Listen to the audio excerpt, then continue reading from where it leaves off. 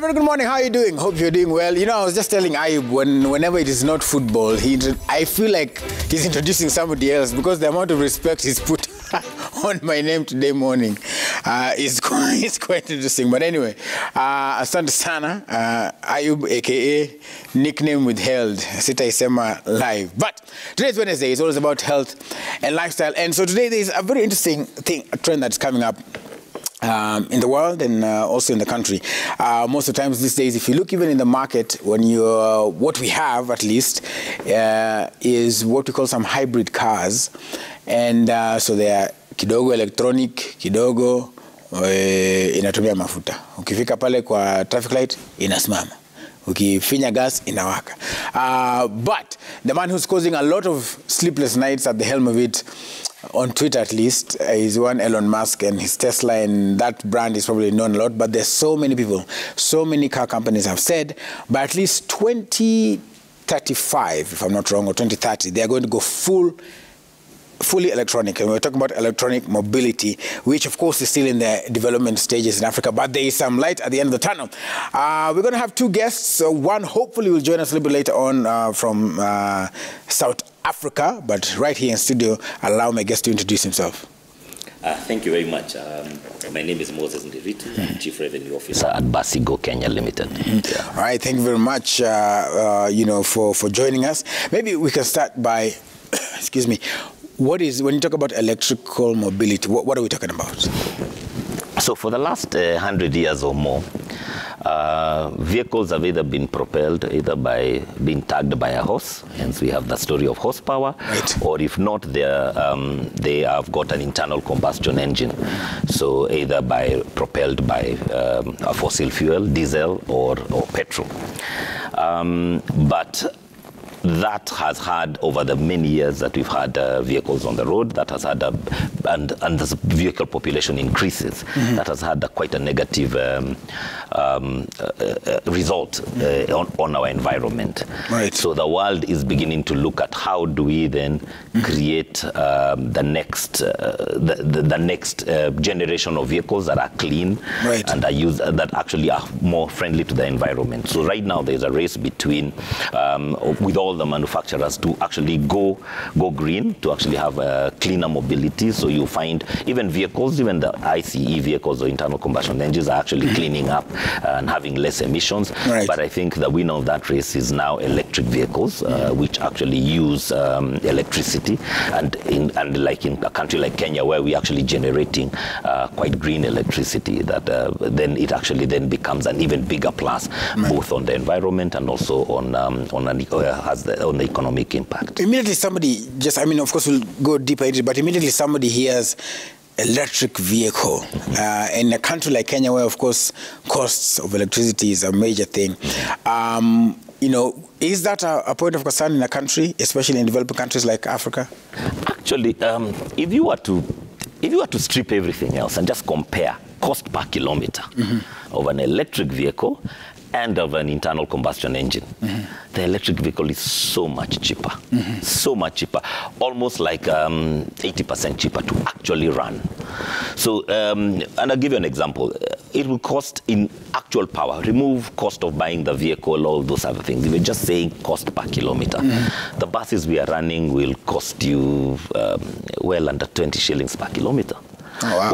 Well, the equivalent, the equivalent diesel vehicle is actually doing 30, 35, closer to 40. Right. So, an electric vehicle is actually extremely cheap to run, and extremely both on a day-to-day running and also on a maintenance point of view. They're extremely actually very affordable to run. Right. I think where electric vehicles then lose out is the high upfront cost. Right. Being new technology, they're still quite a bit more expensive compared to the counterparts that have been there for over 100 years. So then when you come to how are countries preparing, like for Kenya, because we know a country like, I think Rwanda, there was some conference that was coming up, and the president did a directive for a specific brand of vehicle. If you're to import it, the latest actually 2021, 2022 model, if it's electric, there's some sort of tax relief or waiver. How are countries, or how is Kenya preparing for this? Well, most countries that are actually moving towards cleaner transportation are doing that by, one, encouraging entrepreneurs and encouraging companies to actually start building those vehicles, putting in infrastructure. There's the biggest challenge. One of the biggest challenges in the electric vehicles is what we call the chicken and the egg. Which comes first? Do you build the infrastructure to charge these vehicles, or do you actually get the vehicles first? But that has to be done in tandem. So most countries are actually beginning to do that. A lot of that is being run by, in some countries, it's government-led. Right. In other countries, it's actually being run by entrepreneurs. I mean, you mentioned Rwanda. Rwanda's been very aggressive, so they've given a complete tax waiver on any electric vehicle, so no duties on electric vehicles. They had a very aggressive electric vehicle tariff, and they're also giving a lot of support in terms of creating the infrastructure. What would be an electric vehicle tariff, like if you had to explain? So in Kenya, Kenya Power has just unveiled it. Unfortunately, I don't have it the exact. We've just in this last review, I think which was starting on either 1st of April or 1st of May, Kenya Power has just actually unveiled through EPRA the first electric vehicle tariff. And from my recollections, it's roughly, I think, 70 shillings per kilowatt hour, and then with a time of use at night. And the reason being is what you're trying to do is encourage these vehicles. I mean, your vehicle, half the night is packed outside. Right. Now, if you've got an electric vehicle, you could actually be charging it at night, and that means you're creating new power or new demand in the night. So there's a big encouragement with our local tariff to actually a time of use. So you charge your vehicles when there's excess power on the grid, right, as opposed to charging when we've got a peak demand. Right. Yeah. So if that is to work, for example, like, because again, like you said, chicken and egg. Yes. Because like you find people saying that, we're going to, like, again, another country, South Africa, they say they're increasing those charging stations. Right now, they think they're 500. They want to increase it to 10,000 by 2025. On the flip side, you have car makers, Nissan, Hyundai, BMW, all of them who are saying that by a specific year, in fact, I think Europe said, I think from 2025, that's it. The spiral effect for that, people who in Kenya who are, ex-UK, ex-Japan, all these countries are getting there, but are we moving at the right pace? Because at some point, we have that 7-year cutoff. Is it going to affect the actual consumer, like when you go and buy vehicles now? The beauty about the environment, it does not follow borders. Okay? So if we are actually trying to, why are the Europeans doing that? Why are the Americans doing that? Is actually they've seen the effects of global warming, the effects of a warming up, the effects of pollution in the atmosphere. Now that pollution, they're the ones who actually got the biggest, are the biggest polluters. But it affects us also. Right. Now, as Africa and as Kenya, we then must start looking at policies, because when that cutoff reaches and that market starts drying up, are we going to be the dumping ground for those vehicles, or are we also going to move into the new technology?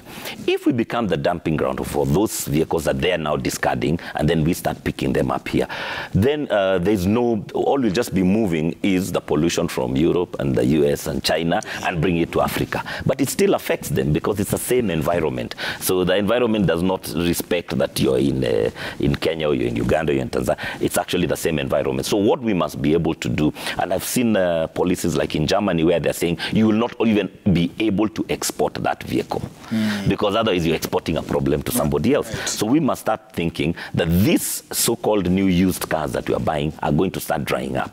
Now we have an opportunity to leapfrog the product life cycle. So they started with maybe first generation electric vehicles. Now we can then move to the current generation, and we've done it in the telecom industry. Right. There was a whole metamorphosis in the telecom industries. We've been just jumping. We already go almost, now you're buying 5 phones that are saying 5G. Right. So we can actually go to the latest technology, which is actually the most efficient without having to go through that product life cycle. But for that to happen, we need the enabling environment, and that's where the government comes in. Right. Yeah. And so then the other question will be, just take you back again to chicken egg, is in your view, what should come first? Should we build the charging stations? Should we encourage, maybe as a matter of policy, because there are a lot of malls and buildings coming up, could there be, if you have a mall, there should be some charging station or capability and infrastructure for it? What do you think should come first? So should we build schools first, or should we have kids first? Kids first. Shouldn't we do it together? Right, yes. So we should actually be, as we, and that's what we are doing at Basigo. As we are bringing more buses, we are creating these charging stations for our buses, and they will in future be open to actually other vehicles. So you must do it concurrently. You can't say, let's build the infrastructure. And again, I go back to the telcos. We all remember when Friday you could not make a call because infrastructure was behind the uptake of mobile gadgets. Right. Now, if you do it together, then it goes. So you will be able to, we need to be in a position to say, as you're increasing, so you have to, there's incentives for bringing the vehicles, and there's incentives for bringing the infrastructure. Right. So yes, so if a mall is being built, can we then be able to, by regulation, or say that you must actually have EV charging points in that mall? Right. And then that opens up to entrepreneurs. So Elise Raburu might feel, this is a business I would like to go into. We are seeing now a trend where the petroleum companies are becoming energy companies, and they're actually creating, and we've seen the first fully petrol station that's fully electric, and these things are happening. So if the enabling environment is there. Now, if that happens, then as an OEM or as a manufacturer of vehicles, if I'm BMW and say, okay, actually, I can take the leap and bring cars to Kenya or start selling those. Because they have... Because they can see the infrastructure growing. But it has to be done concurrently. You can't actually build one and then wait for the other, because capital is not patient. Yeah. So if you build the infrastructure and there are no vehicles, then you'll actually get into quite a high level of debt. Now, if you bring the vehicles and you can't charge them, then consumer uptake will be low. So we have to do both at the same time, and we are doing it as a company. We are doing it for the public service sector. All right. So what then are some of the challenges you think that are limiting that uptake or implementation of electric mobility? I think for us, I think the biggest challenge currently is, number one, is high upfront cost. An electric vehicle compared, and you mentioned Tesla. If you take a Tesla and you even compare with an equivalent vehicle, the Tesla is way much more expensive. Then how do we actually tax vehicles in this country? Because we are used to buying used vehicles, we tax them on a depreciated value. Electric vehicles, most of them are pretty new, so there's no depreciation. So by the time that vehicle comes here, it's really expensive, and then it's already out of the reach of most Kenyans and of the public. So that's a big challenge. The next challenge is, of course, the infrastructure. You must be able to build that infrastructure, and it's not cheap, because you've got to upgrade power, you've got to find space that you can actually charge these vehicles, and then all the other things that you have to deal with. Can those vehicles then start being assembled here? That is a challenge. You must start building that value chain. Do you have the mechanics, and do you have the technicians? So you must start training those technicians. And are these vehicles suited to Kenya? So there's a myriad of challenges that you must solve. But none of these challenges are not solvable. They're actually very much solvable. We've seen them happening. We've seen it happening in other countries. It is happening in Kenya. And so, yes, it's possible. And then last but not least is lack of government policy. So on paper, government says, yes, we are going to be aggressive to create policies to encourage electric vehicles. And there are many good reasons why the country like Kenya should be able to do that. But as we say, kwa ground, vitu ni. But we are always hopeful that at least the conversation is now at, it's now at a cabinet level. You've had the president mention it. So we're actually feeling that in the last 2 years, some conversation that was not even on the table is now being, cabinet secretaries are talking about it. The president is talking about electric vehicles. I am here talking about it. So that means we're also capturing the imagination of both the public and Kenya at large. Well, you mentioned the price of some of these vehicles. What do you think is the thing that can make the price of electric vehicles come down? Right now, the market is, and maybe also you can explain to us like what the hybrid is and what full electronic is. but what is the thing that can, make the price come down? Every country that has had a high level of adoption has either had a tax incentive or a subsidy. That you can check. You can check in China, you can check in the US, you can check in Finland, India, even Rwanda. So the government there must be a tax incentive or a subsidy. And that is not to say that it must be in perpetuity. What would I ask for? Give the industry 5 years to be able to actually develop, so that then instead of importing fully built vehicles, we are building them here. Yeah. So you say, okay, right now you can bring in up to this level, you get this level of subsidy. The more you create a value chain in Kenya, then the better tax break you get, and that way we can encourage. And that way, I'll give you an example. If you look at those, there were taxis that used to run around, which run in Nairobi, called Nopia, and they were all electric. That vehicle, if you ask the driver, was extremely cheap to run.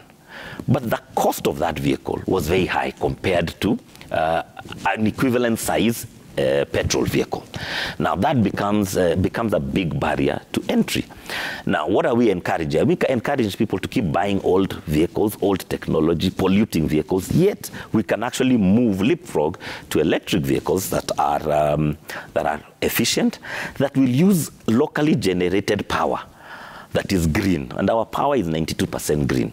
So instead of sending all our dollars into the Arab world to buy fossil fuel, to buy diesel, to buy petrol, what if we actually spent that money in building that value chain in Kenya and start driving electric vehicles? And when I say electric vehicles, I'm talking about all categories, from the buses to the personal vehicles to actually motorcycles and borders.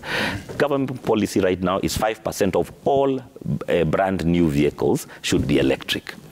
What is the enabling environment to move us to that 5%? Yeah, so those are the things that we would... So the policy now is the 5%? It's 5%. Right. Yeah. So in your view, there are two things here, and I mentioned that it as well. So like I said, there are countries who've said that by 2025, 2035, this is it. We've mentioned, just like we had Vision 2030, and it looked like it's so far, but now it's just around the corner. Yeah. So when a country says, you know, that this is the target and it's a cutoff, and then you have a country like we have where there is already that 7-year window period in terms of importing vehicles, do you think that window should be reduced, or should it be what should be done?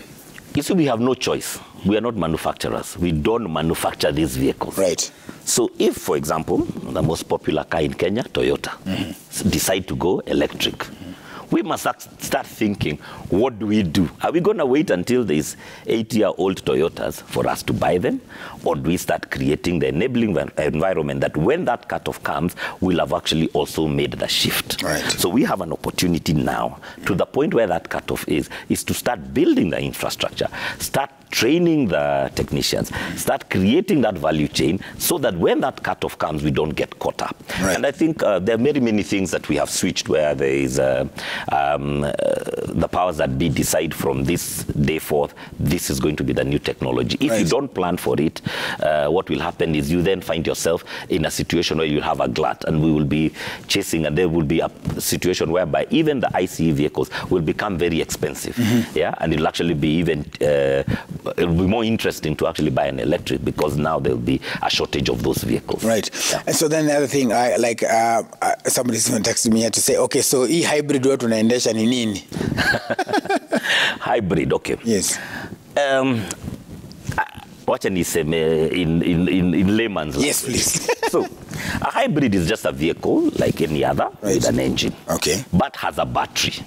And what it does is, during that, to be able to reduce emissions and to make it more efficient. When you're on low speeds, for example, in traffic, it cuts off the engine, and you're using the battery. And then what happens when you're then driving, it recharges that battery. Okay, so that is basically what the hybrids we are seeing are basically. Then from there, you have another level, which is they call plug-in hybrid. Now that one you have to charge, and that you can actually drive for even up to, maybe depending on the different vehicles and different size of batteries, you can actually drive as an electric vehicle. But that gives you the, I think it was a transition, gives you that opportunity that if you deplete the battery, you then you switch to your fuel. Right. But then now there's fully electric, where there is no engine at all. You've got a big battery and a motor, and that is what drives the vehicle. But where I am a proponent of fully electric. Why? Because that is actually actually the most green vehicle that we can get at the now. And then, of course, there's hydrogen, and that's also a technology that's in infancy and actually also growing quite in leaps and bounds. So there's a lot of innovation happening, especially when you look at with the bigger OEMs. Everybody's now moving towards that. So companies that 5 years ago had no plans for electric are now moving towards that side, because the world's consciousness, the world's population is actually beginning to realize that we only have this planet and we must start saving it. Right. Do you think then there should be stricter rules, looking at some of the global trends? Do you think there should be stricter rules for the internal combustion engines that we have right now? I think, in Kenya right now we are fighting with so many things. Our plates are full. Exactly. So in an ideal world, there should be. In any other country, I recently crossed on road from South Africa all the way to Kenya on a motorcycle. Wow. How many days did that take? Or months? It took me 3 weeks to come. Wow. But when you go to a country like Zambia charge you an emission tax. And what do? They check what is the rating of your vehicle, what year is it, what category is it, and you pay an emission tax. And that tax is based on, they will say which border point did you enter, which border point are you living from. And they estimate the number of kilometers, and you pay an emission tax. Now, do we need to start looking at emissions in Kenya? Most definitely.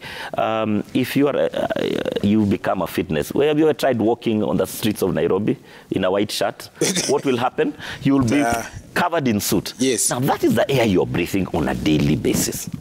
And that is why I think if you ever listen to the story of Basigo, our founders found themselves in Nairobi during the original lockdown of COVID. And what could we see from Nairobi?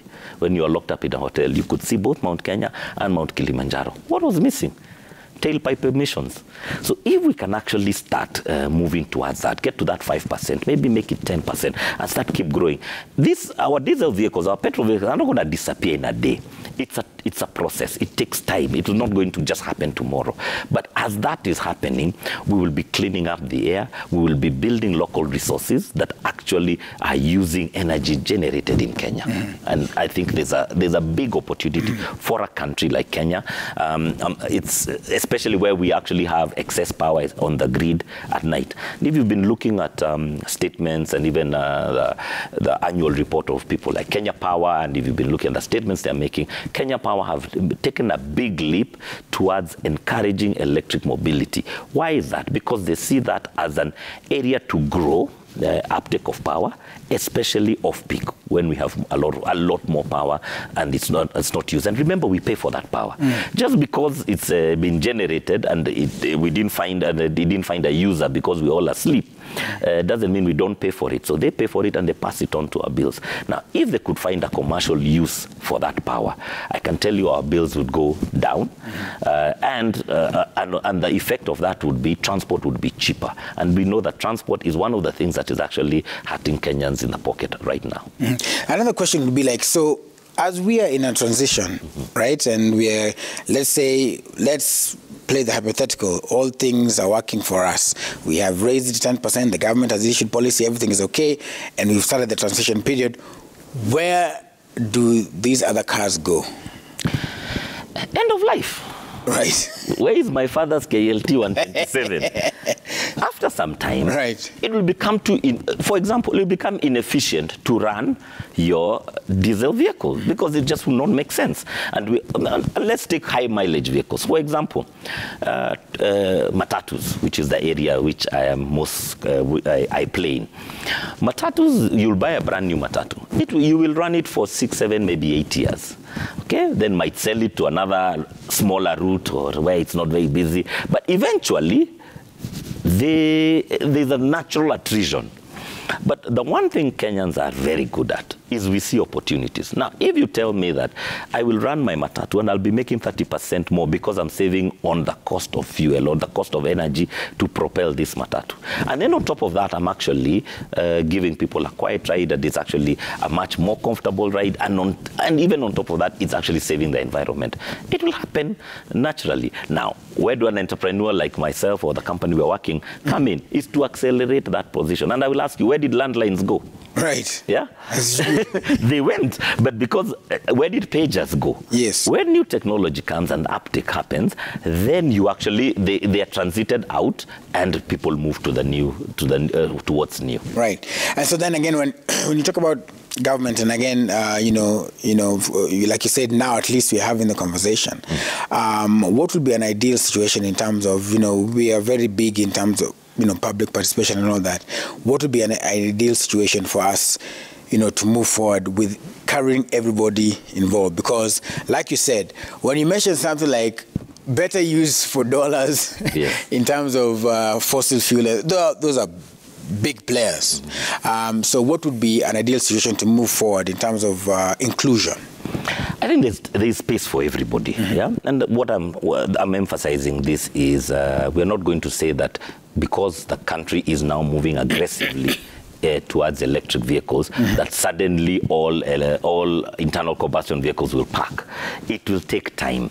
And I'll give you the most successful the country right now is Finland. They've just got to 25% of their new fleet. Oh, wow. That doesn't mean that all the other vehicles are not there. They're still there. So that your players are there. So if we get to even that 5% we're talking about, that means 95% will still be internal combustion engines. So there's a space for everybody. But what are we seeing? Even with those big players, what are we seeing? They're actually beginning to move towards and planning for that future. They are putting in charging points in their petrol stations, and or in the malls, or you find these days there's a concession, so there's maybe a coffee shop. There'll be specific areas whereby you can actually come and charge an electric vehicle. So that's already happening. So the transition is not going to be, I think sometimes we fear that, tomorrow we'll all be out of business. No, it doesn't happen that way. Right. There will be a transition. And like, again, there's a time we used to have one TV station. Right. I don't know how many we have. There are lots. Today. But there's still space for everybody. Even that one TV station is still available. Yes. So there's a process, and people are moving to digital stations, and there's a space for everybody. It's just that those who will be more efficient will actually grow faster, and those who will not be efficient will start transiting out, and eventually they will actually move to that. And that's what you're seeing with OEM. Why is BMW saying we will move to this? Why is Toyota saying we will move to this? Because now when they project their future, they can see that their future customer wants a cleaner vehicle. So they start planning it. And they've not said that we are not going to, between now and then, they give you that period of transition. And remember, a vehicle is something you buy and keep for 10, 15 years. Yes. It's not going to, the cutoff is not going to be just on one day. Yeah. All right, and so because you've talked about, all from buses to matatus to borders, is there, in terms of, if you would say an ease or a soft launch transition, is there a way that people, again, could be encouraged to start? Because most of, like we said, Kenya is a country where our plate is pretty much full, and we've talked a lot about mwananchi wa kawaida, right? So what would you tell them in terms of, kuambia mtu wa bodaboda, sasa wacha hii, tumia hii? Mwananchi wa kawaida is actually the person who we are targeting. That is the person who will benefit the most, and that's already happening. Right now, you can buy an electric bike, motorcycle, or a boda. So there are two ways you can either charge it at home. So at night, you charge too, or mali unagojea, you can plug it in. Haimalizi token. So that's one way. Right. The other way is there are people who have created swapping stations. Unakuja unatoa hiyo battery, unaweka ingine. Same thing you do with gas. Right. It's only that you don't swap gas every day, you swap every week or every month, depending on your usage. So that's already happening right now. Okay. Now, if you tell that boda guy who's been spending 600 to 800 shillings of petrol every day, he's now going to be spending 300. won't he transit? He will. He will. Yeah. Now, what is then happening in that industry? It's now, what happened is that people in that industry, the entrepreneurs creating the new electric boda, are actually improving quality. And you will see there are some brilliant bikes that can compete with our with these imports that we're bringing, or the ones actually, and then they're that are dominating the boda industry. And then those guys are also now trying very hard to start setting up in Kenya to assemble them here. Right. But remember, they are still a small market. They are growing. But in the next 2 years, they will be a big force to reckon with. On the other flip side, that's what we are doing with buses. We've run 2 buses for a year to test them and test them thoroughly. There's a bus that leaves that does the route from Dandora, Phase 5, all the way to City Stadium. There are 47 bumps between Dandora and City Stadium. This bus is made in China for 47 bumps. Yeah, for beautiful Chinese roads. And none of those bumps are the same size. So you've tested it. When it rains, you know what happens down there. Right. Yeah? Right. You are driving through puddles. Right. That bus has run over a year and is still running. There's a bus that's been going to the airport. So we've proved that the technology can work. What then has happened? What we then have seen is the matatu operators actually embracing this technology, with over 100 of them booking buses. We have more bookings than buses than we can provide. And in the next day or two, in the next week, even starting tomorrow, you will see some of the big matatu players launching fleets of 5, 6, 3 of these electric buses. What have they seen? Customers like them.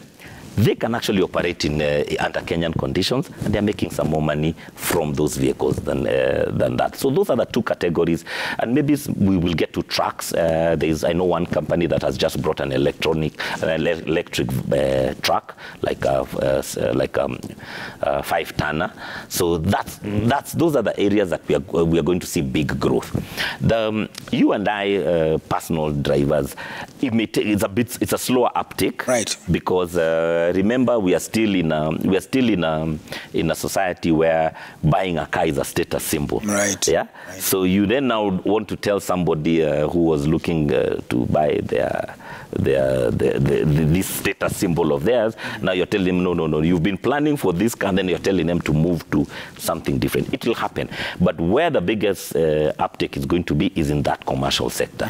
The borders and delivery, especially, and we're also seeing bicycles. Bicycles are also coming very strongly. Electric bicycles. What does an electric bicycle do? It allows a rider to actually have more range and to be more efficient. Right. So the areas to watch are the motorcycles that do commercial business, and the areas like which we operate in buses, where we actually carrying passengers, and passengers who are very sensitive to fares and that kind of thing. Right. So then the other thing is, there has been, of course, a lot of back and forth in terms of countries that are producing electric vehicles, and I forget the name, it starts with an L.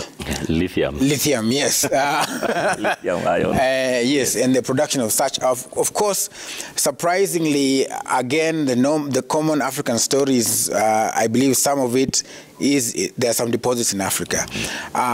So again, do you think in terms of policy going forward now, not just countries where that is available, and just by way of information, first of all, let's start. Why is lithium important? Well, it's okay. Maybe we start this way. All the minerals that are required to create lithium-ion batteries, okay, majority of the deposits are here in Africa. Right. Even the iron ore that is building these vehicles is here in Africa.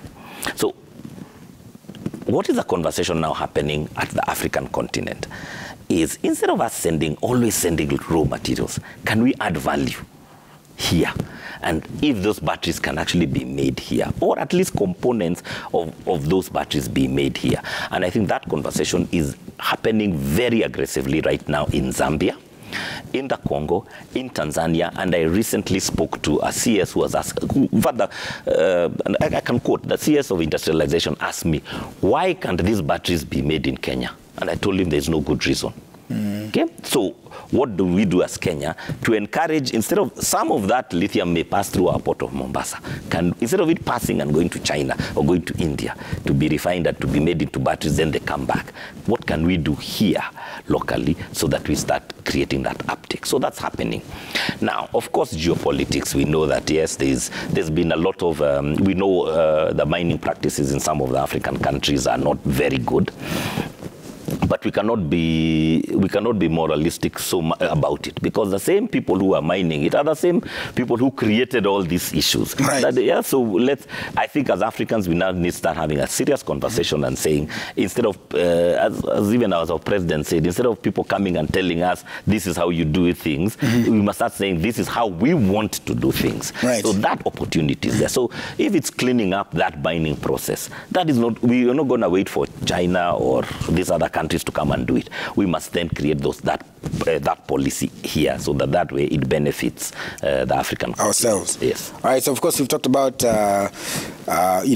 charging stations and everything. So then, still on batteries, are there also improvements that we are witnessing in those sectors as well? And what are some of them? Huge battery density. So the battery you got 10 years ago probably would give you a range of 100, 200 kilometers. We are now seeing smaller batteries, more efficient at a lower price, that give you actually more power. So the range anxiety, one of the things that everybody panics about when you say an electric vehicle, everybody says naikisha barabarani. Everybody is always panicking about range anxiety. And I find that a very strange question, because as a man, I know we drive our cars with a light. E means enough. So I don't know why we worry about that the battery will die, yet we always have 100 bob in our tanks. Yes. It's only women who jazz. Yes. Us, we only jazz when we are going to Dala or somewhere like that. We know ourselves. Right. So range anxiety has been reduced by actually having vehicles that can have higher capacity batteries, or can actually do longer ranges. But if you then create these charging points, then that range anxiety is reduced, because you don't have to worry that I will run out. You can charge at home. Then you can, if you're assuming, for argument's sake, if we were to take this one of the big coffee chains here, the Javas, and each of them had an electric vehicle charging point, then that reduces that anxiety. And then, again, a lot of us, how many kilometers do we drive? When you actually look, the average guy who gets from home, drives to work and goes back home, doesn't do 50 kilometers. That is a very small, and most, if you look, you mentioned Hyundai, who are selling a vehicle here in Kenya, and it does 500 kilometers. That means you could actually, on one charge, do yes, you could. From Nairobi. Our buses are doing 250 kilometers a day on a single charge. Now, what do we do? In the middle of the day, when the driver is taking lunch, he has to take a break, because these guys start at 5 a.m. and sometimes finish at 11. So when he takes the break during that off-peak period, he tops up the charge. And we are finding our bus doing 300, 350 kilometers. So we are able to increase the range by just being able to create the infrastructure. Right. Talk about infrastructure and roads as well. You mentioned it in terms of 40s. I didn't even know there are that many buses, and that many bumps on that route. 47 bumps. So we have issues also, like you mentioned, bumps.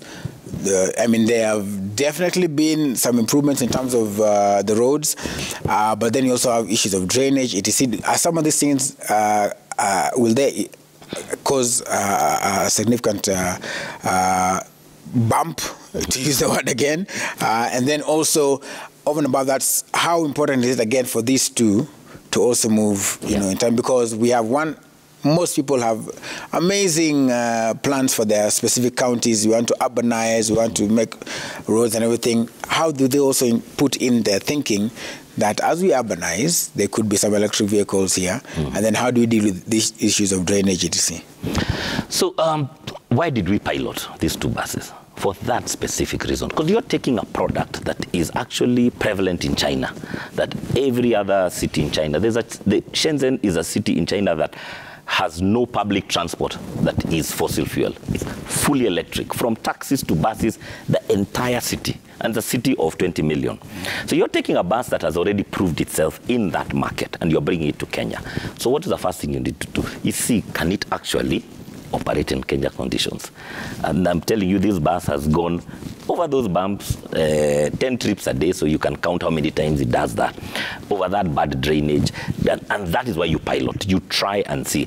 And as you then grow, as we then now move to the phase where we start actually localizing and maybe even assembling these vehicles, there are certain modifications we have to make to actually suit our Kenyan conditions, and that is, and we see that with all the other vehicles. That has to happen, and also then create that the talent to be able to fix those small things that will go wrong. Luckily, with electric vehicles, there's very few moving parts, so you don't have that many things that break down. But as we then think of the infrastructure of the future, we must start saying that this infrastructure must include the new type of vehicles that are coming. So I would say for the next petrol stations that we do, you must then create areas where you can charge electric vehicles. And this must be both, you must actually look at the entire value chain, both for personal vehicles, is it for border borders, or is it for commercial vehicles like trucks and buses? That has to happen. It's already happening in other countries in the Western world, aggressively in India and in China, and China is actually one of the best. So instead of us waiting until it's a crisis, let's start looking at it now and start creating that area, so that when you're building a road and for example you're saying that you need a stop somewhere in Nakuru, as you're building the next power lines, then the power utility or KETRACO will actually think we'll need a high voltage power line at a certain area because we're creating a charging station hub at this point. So we must start thinking about those things in tandem, and I'm quite glad that at least I know from a utility point of view, Kenya Power thinking about that. They have a mobility office, so that who are beginning to look at that, and they're very close. We work with them very closely in the areas where we are looking to create. So right now we have a charging depot in Kikuyu, which serves our customers who are doing that Wayaki Way and that route. We have one in Embakasi, and we'll be opening one in Buruburu. In fact, as we speak, Kenya Power on site actually putting in the infrastructure, and we'll keep building that on the main corridors or on the main public service corridors. And then once we've got those corridors covered, keep that onion growing until you will be able to do longer trips with electric buses. Right. And maybe finally also, you mentioned something of concern, because you mentioned that with anything, there is with technology, people are always afraid of the tech bots are coming to take over our jobs. So when it comes to electrical vehicles, ukishika simu yako sahi, uandike MECH, uko na at least 5 mechanics, right? So what will happen, do you think that also in terms of, and I don't know if it's happening already, that there needs to be more in the, because this government is also big on TVET and all these things, that some of these courses need to start being introduced, because like you said, there's very little moving parts, but there are people who sasa make wangu ataenda wapi? Buru umekula chumvi kidogo. I can tell you used to have a simu ile ulikuwa na finya. Yes, Nokia 3310. Ama Ericsson. Yes. Ama Alcatel. Sorry, yes. Si ulikuwa na hiyo? Yes. Ikiharibika, what did you used to do? You used to throw it away. Today, naona uko na today sasa niambie, with this the guy who fixes the phones, and they're everywhere, they're fixing. They're still there, yes. Ni shule gani walienda? So what happens is, yes, if the market embraces this technology, the one thing I know about us Kenyans is we are innovative. Vijana wataenda online school. TVETs and already some have started. I know NITA is looking at it. I know Technical University is looking at it. They will start. I know you can do mechatronic engineering in Dedan Kimathi and in JKUAT. They will now be able to say, we are bringing in this mechatronic engineering. We are bringing in a course on electric vehicle maintenance. It will happen. But imagine you go today and your son tells you, I want to go and do electric vehicle maintenance at school. Now, and you can count all electric vehicles on one hand, or which cars are you going to fix? So necessity is a mother invention, and we will be able to get to that point. And it is happening. We've already trained our own. one of the things I say, the most beautiful thing about COVID taught us you don't have to go to China to learn. Our guys were already trained as mechanics, were already trained as electronic engineers. Now, all they needed was now an additional training on the vehicles we were bringing. And that happened online. And they were certified, and they did their high voltage course all online. And they were certified, did exams, and they passed. Okay, and we keep doing that. And that's going to happen as long as the adoption is there. So yes, it's an area of growth. Today, there are so many guys who are fixing phones. Every round corner, they will fix your screen. They will do all this. And they're learning. They're not just, it's not sikubahatisha. Right. They're actually going, and you'll find some of the your Technos, your Samsungs actually call these people and actually do trainings on them, and that will happen. Right. Yeah. All right. Well, I'm glad that, like you said, the fact that we're having this conversation, it means ata sisi huku we are forward thinking. So thank you so much for your time as well, and also just explaining it and packing it for us in a way that tunaweza elewa. I mean, people clearly we are moving forward. I think the onus is a lot on our leaders as well to really keep on championing this conversation, because although it's again normally a very difficult thing to do so in a country where our dynamics are different, but it doesn't mean we shouldn't have the conversation. And thank you so much for taking time to do that for us. So, in case people want to reach you, how would they do that? Well, as I said, I work for a company called Basigo. So if you just Google Basigo, you'll find our website. We are on Twitter, Basigo Kenya, Insta, wherever. We are very easily to find. Just type Basigo Kenya and you will find us, and we will be able to explain to you how you can acquire an electric bus. All right. All right. Well, thank you so much. People, it's all about electronic ways. The way to start is to have some of these conversations, and hopefully it will pick up over time. I would like to say thank you so much. And tunaona kesho pia tunakula. It is Thursday. Well, we're also going to show you new ways of doing things in that regard. Mungu abariki sana. See you all tomorrow, God willing. Peace and love.